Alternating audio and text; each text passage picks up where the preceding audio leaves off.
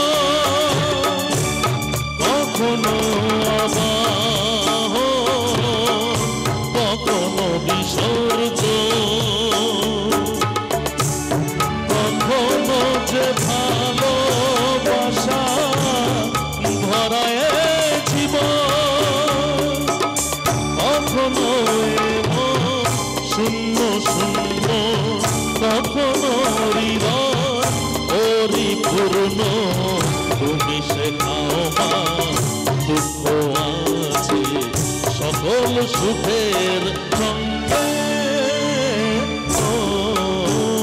মা পতিত পাবনী গঙ্গে, পতিত পাবনী গঙ্গে, শান্তি দায়িনী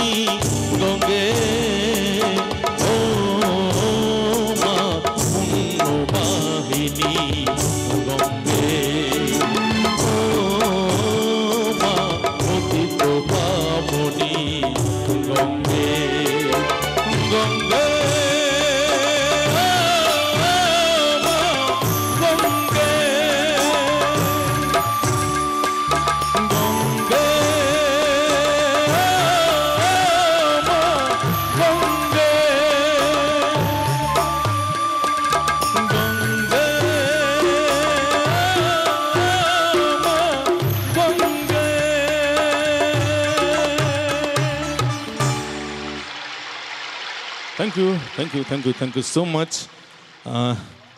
তাহলে বাংলা গান গাওয়া যায়, মানুষ পছন্দ করেন, তো পরবর্তী কি এরকমই গাইবো না একটু রিদমিক কিছু গাইবো? আমি প্রথমেই বলেছি অনুষ্ঠান আপনাদের,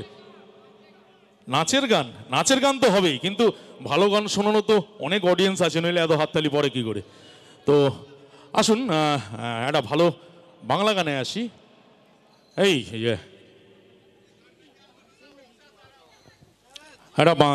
আরেকটি ভালো বাংলা গানে আসি, হিন্দি গানে তো অবশ্যই আসবো। এই গানটি সম্বন্ধে শুধু এটুকুই বলবো, কিশোর কুমার এমন একজন শিল্পী ছিলেন যিনি মানে মানুষের জীবনের সব ধরনের পরিস্থিতির জন্য গান গেয়ে গেছেন। তো মানুষের জীবনের অন্যতম একটি অধ্যায় হচ্ছে মজা।